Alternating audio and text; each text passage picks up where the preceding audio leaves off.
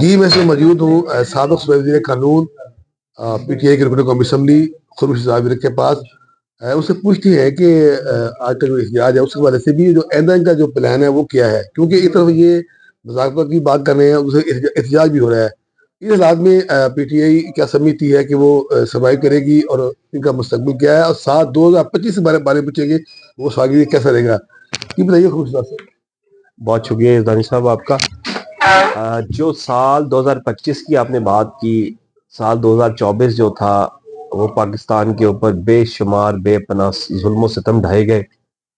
بڑی رونیت، بڑا تکبر تھا، اور اس کے ساتھ پاکستان کو چلایا گیا جو کہ پاکستان دن بدن تنزلی کی طرف گیا. میں سمجھتا ہوں ابھی بھی اس وقت بھی پاکستان کی ترقی کا جو سفر ہے وہ ڈلوان کی طرف تیزی سے جاری ہے. اور میں سمجھتا ہوں کہ پاکستان کی جو ترقی ہے وہ پاکستان کی عوام کے ہاتھ میں ہے. پاکستان کی عوام جس کو چاہے گی اپنا نمائندہ منتخب کرے گی اپنے حلقوں سے بھی، اور اسی طرح وہ چاہے گی کہ وہی ہمیں لیڈ کرے، ہمارا وزیر اعظم بھی وہی ہو جس کو ہم چاہیں گے. ابھی فروری 2024 کے جنرل الیکشن میں جس طرح سے عوام الناس نے یک طرفہ ووٹ دیے عمران خان صاحب کو، تو کس طرح سے انہوں نے ہماری جو سیٹس تھیں فارم 47 کو انہوں نے چینج کیا، 45 کو چینج کر کے 47 میں لے کے گئے. اور جو میرا خیال ہے اسمبلی میں اس وقت جو حکومت بیٹھی ہوئی ہے ان کی اکثریت فارم 47 کی ہے. تو جب تک ان سے جان نہیں چھوٹے گی ہم احتجاج جاری رکھیں گے. احتجاج کرنا ہمارا آئینی بنیادی قانونی حق ہے. اور آپ نے مذاکرات کے حوالے سے جو بات کی، مذاکرات ہم ہمیشہ سے، عمران خان صاحب اس بات سے کبھی وہ بھاگے بھی نہیں اور انہوں نے کبھی کوئی دوسری بات بھی نہیں کی. وہ تو افغانستان جنگ میں بھی وہ مذاکرات کے حامی تھے. جنگوں کے اندر بھی مذاکرات کی گنجائش ہوتی ہے. یہ تو پولیٹیکل معاملات ہیں، یہ تو سیاسی معاملات ہیں. ان کے اندر تو بات چیت ہر لحظ ہر وقت ہونی چاہیے، اور ہم بالکل ابھی بھی ریڈی ہیں، تیار ہیں بات چیت کے لیے پاکستان کے لیے. اور احتجاج جو ہے وہ ہمارا احتجاج قانونی آئینی حق ہے.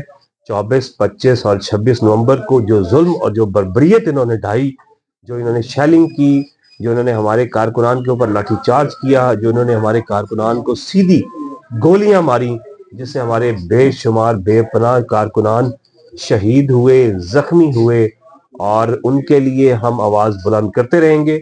ہم ان سے یہ سوال پوچھتے رہیں گے کہ گولی کیوں چلائی، گولی کس نے چلائی، گولی کس کے کہنے کے اوپر چلائی.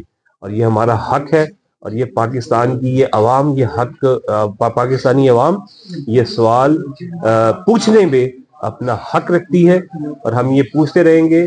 آج کا جو احتجاج تھا ہمارے ورکرز نے ہمارے ساتھ مل کے، ہماری آئی ایل ایف نے، ہماری پارٹی کی جو تنظیم ہے ڈسٹرکٹ کی وہ بھی اس میں شامل تھی ماشاءاللہ، تحصیل کی شامل تھی، سٹی کی شامل تھی، ہماری یوتھ ابھی بھی یہاں پہ بیٹھی ہے ماشاءاللہ وہ سارے شامل تھے.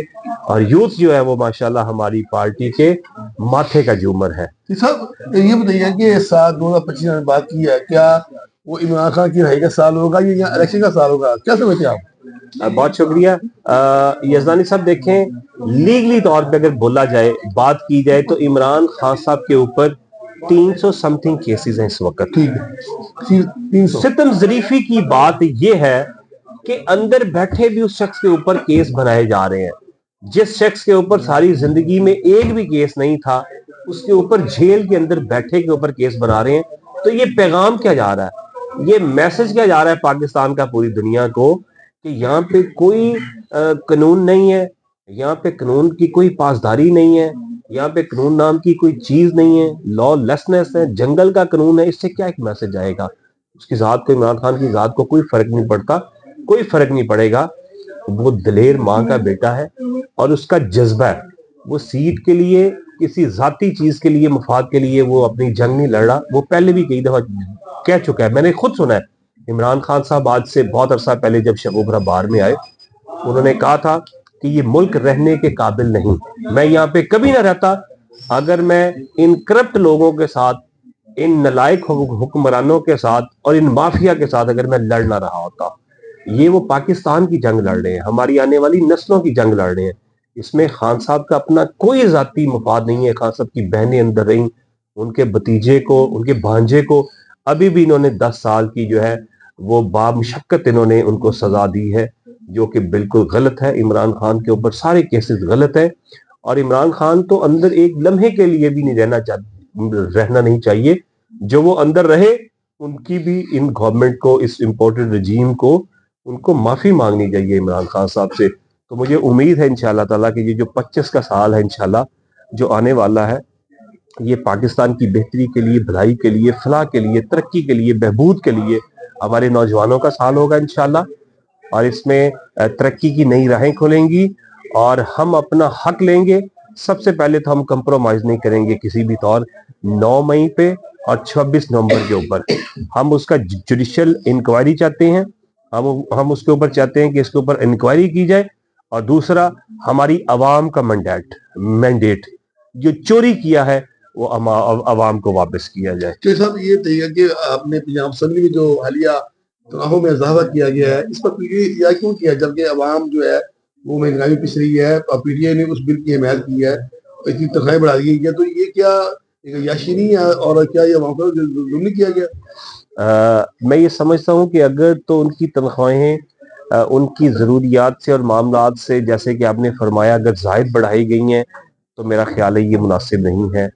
اور اگر ان کے اخراجات, چونکہ ان کے یقیناً بچے ہیں, ہمیں میڈیا کے اوپر بھی ویسے بھی بالکل درست بات کرنی چاہیے, پوائنٹ سکورنگ نہیں کرنی چاہیے کہ میں میڈیا کے اوپر بول رہا ہوں تو میں نے یقیناً حکومت کے بات کے خلاف بات کرنا ہے. یقیناً وہاں پہ جو اسمبلیز میں لوگ ہیں آلریڈی, میں آپ کو مثال دیتا ہوں, ہمارا نیشنل اسمبلی میں جو وہاں پہ ہمارا پرانا ہے وہ بندہ, وہاں پہ جو میڈیا کا وہاں پہ ہے پرسن, اس کی یزدانی صاحب 10 لاکھ روپیہ تنخواہ ہے. تو یعنی کہ میری بات کرنے کا مقصد یہ ہے کہ اگر نمائندہ گان کو کچھ نہ کچھ ان کی مراد مل رہی ہیں, وہ کام کر رہے ہیں, ان کا آنا جانا, ان کی معاملات چیزیں ہیں, اخراجات ہیں, تو میرا خیال ہے کہ اس میں کوئی ایسا معاملہ نہیں ہونا چاہیے.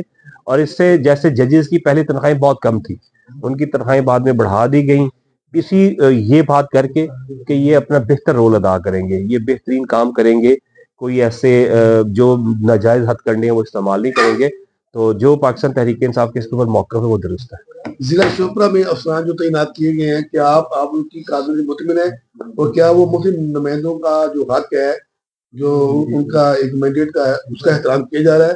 کیا یہاں پر کرپشن کے حوالے سے جو شکایات ہیں اس وجہ سے آپ نے کوئی آواز اٹھائی ہے؟ اس کے بارے میں عوام بتائیے. جیزانی صاحب, میں پہلے بھی بات کرتا رہا ہوں, ہمارے یہاں پہ ایک تحصیلدار تھے, میں نے واضح طور کے اوپر تصویریں بھیجی ڈی سی او کو, اچھا, اس کی کرپشن کی, لوگوں کے احتجاج کی, ٹائم اینڈ اگین جو لوگوں نے وہاں پہ احتجاج کیا, جھگڑے ہوئے فیسز کے اوپر, وہ اپنے آفس میں نہیں بیٹھتا تھا, اپنے دفتر کے اوپر سیٹ کے اوپر نہیں بیٹھتا تھا, وہ اپنی زیادہ وہ معاملات کرتا تھا اس طرح سے جو مجھے پتہ چلا. میں نے منوان ڈی سی کو کنسرن جو تھے ہمارے شکوپورہ کے, ان کو میں نے بتایا. اس کے علاوہ بھی جو بھی معاملات ہیں میں ان کو انتظامیہ کو بتاتا ہوں, لیکن انتظامیہ جو ہے اس کا ہماری طرف جو رویہ ہے وہ بالکل سوتیلی ماں جیسا ہے. وہ ہماری سڑکیں جو پہلے کی جاری تھیں, ابھی یہاں پہ قاسم بھائی شاید بیٹھے ہوئے ہیں انصاری صاحب, تو ہماری روڈ تھی جنڈیالہ روڈ, بہت ہی برا حال تھا. جو ہمارے ابھی ڈی سی, ان سے پہلے بھی میں نے ٹائم اینڈ اگین ان کو تصویریں سینڈ کی, ویڈیو سینڈ کی. پانی کھڑا ہوا تھا, بڑے وہاں پہ کھڈے بنے ہوئے تھے, بڑے گہرے, وہاں پہ گندگی تھی بہت زیادہ, بڑا گندا, بڑی بڑی ابتری تھی. آپ روڈ کے بارے میں آپ کو بتاؤں تو آپ پریشان ہو جائیں. تو میں کل پرسوں ترسوں وہاں سے گزر رہا تھا, تو ہم بے بس لاچار ہیں. تو جو حکومت کے پاس فنڈز ہیں, ان فنڈز کو یہاں پہ بروئے کار نہیں لا رہی, اور اتنی بری حالات ہے. آج بھی بکھی روڈ سے گزرتے ہوئے آپ نے شاید یقین ہی نہ کریں, اگر یہ روڈ ہے تو روڈ کے اوپر, روڈ کے اندر گند پڑا ہوا ہے, وہاں پہ گوبر پڑا ہوا ہے, وہاں پہ لوگوں کے گھروں کی جو ٹوکریاں اٹھا کے وہاں پہ پھینکی ہوئی ہیں. کوئی بالکل ہماری جو بلدی ہے بالخصوص, اس کی بہت ہی ابتری ہے, بہت ہی برے حالات ہیں. اور اسی طرح دیگر شہر جو ہے, باقی آپ شہریوں سے بخوبی پوچھ سکتے ہیں, یقیناً میں مطمئن نہیں ہوں. آپ نے بتائیے کہ کیا آئین میں گنجائش ہے کہ غیر جو حکومتی لوگ ہیں وہ حکومتی معاملات کو چلائیں یا دیکھیں یا ان کو ہیڈ بنایا جائے؟ کیا یہ جو مداخلت ہے اس سے حالات بہتر ہو گئے, خراب ہو رہے ہیں؟ یقیناً جو منتخب نمائندہ ہوتا ہے اس کی کوئی لائبلٹیز ہوتی ہیں, وہ جواب دہ ہوتا ہے, اس نے عوام کے پاس آنا اور جانا ہوتا ہے. یہ رائٹس جو ہیں یہ میں سمجھتا ہوں اسی کے پاس ہونے چاہیے, اسی کو حاصل ہونے چاہیے. اور جو دوسرے نمائندے ہوتے ہیں وہ اس طرح سے ان کو درد بھی نہیں ہوتی، احساس بھی نہیں ہوتا، ان کو ادراک بھی نہیں ہوتا، اور وہ کہیں جواب دہ بھی نہیں ہوتے، وہ کہیں فرد واحد کے ساتھ جڑے ہوتے ہیں اور فرد واحد کے ساتھ ان کے معاملات ہوتے ہیں. میں ان باتوں سے بالکل ڈفر کرتا ہوں. بہت شکریہ کہ عبدالعزیز صاحب جو ایم یونیورسٹی سے کر رہے تھے.